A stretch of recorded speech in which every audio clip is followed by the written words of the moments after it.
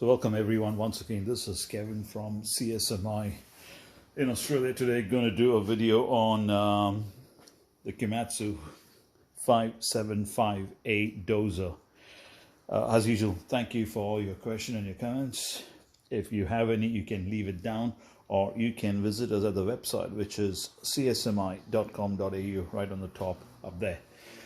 So let's get straight into this. This is the new Komatsu 575A dozer. Pretty heavy machine, roughly 61 kilos or 120 pounds roughly. The more detailed dimensions of this machine are on our website. There's an engineering drawing that shows you the dimension, but I'll quickly just go through it.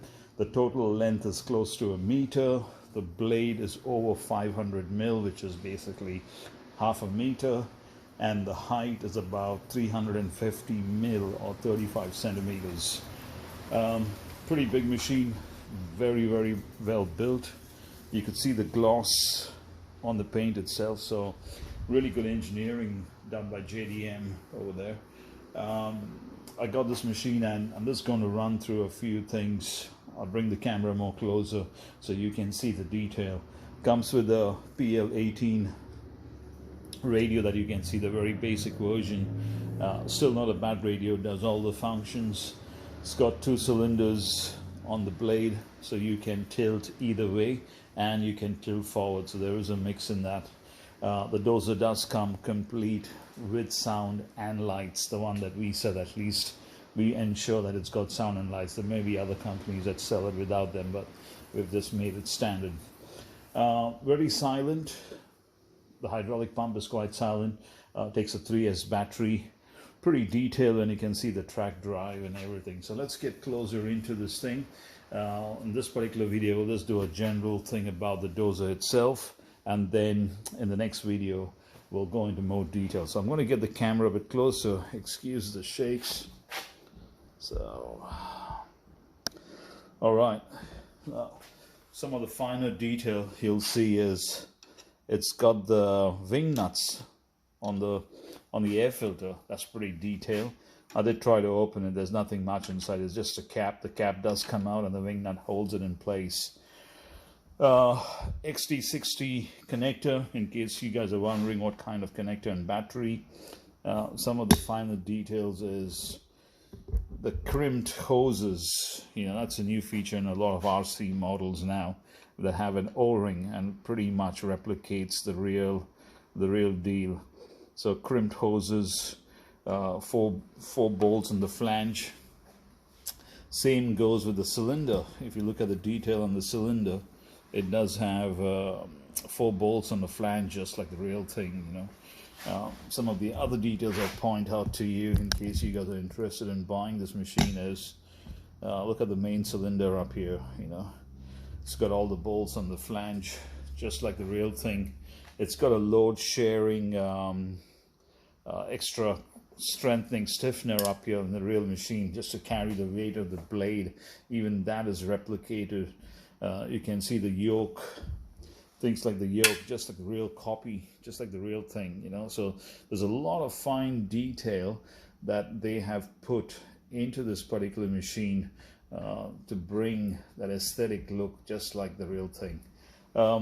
Things like the railings, the foundation of the railings, the U-bolts on the railings. Look at the lights, the ROPS protection.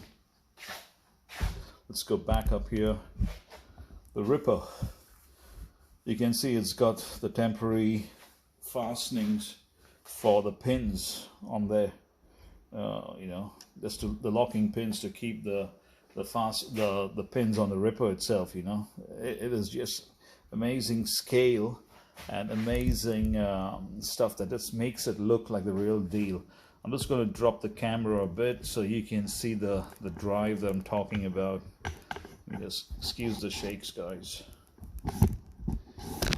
Okay, so here you go. Just gonna tighten the camera a bit so it stays in position in the focus. Yeah, you can see all the load sharing rollers up here.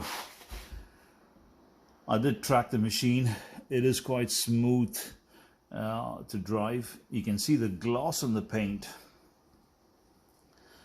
So that's what I wanted to show, is the gloss on the paint and the way, of course it's not going to stay glossy forever once you keep driving it, but just the way the machine is built. And you'll notice on this particular model, the pins are not pushed in. They're actually proper pins with bolts, and they actually have to drive them in and screw them and secure them, so that way you don't have the issue of losing your pins. Now this sprocket is actually in sections, and there's a join over here. I'm not sure if there's 3 sections or 4 sections, but looking at the material from here, it almost looks like it's case hardened. I'm not sure though, but it definitely looks like it's case hardened. Bring the camera over. On the other side, it's a bit hard to see, but on the other side you can see the door does open, has a wiper on the door. It does have a breather. On the older models it was pretty hard to fill the oil, but now it does have a breather from the tank, so when you're filling the oil, it's a lot more easier to fill. So pretty much that's what we have on this particular video. I mean, for those of you who are into the RC, you probably know this radio already, the FlySky, but this is a very basic version, so it doesn't have the 3D joysticks on it. We'll go back into the next video where we have more detail on it. This is pretty much where we'll end and where we'll stop.